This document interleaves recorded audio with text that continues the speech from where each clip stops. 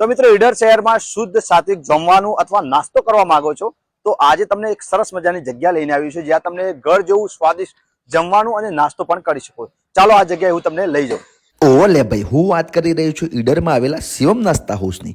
ઓયકણ તમને મળી જશે જોરદાર જમવાનું, તે પણ પાછું એકદમ ઘર જેવું, જેમાં 50 રૂપિયામાં પૂરી શાક, જોરદાર લસણની ચટણી તો ખરી.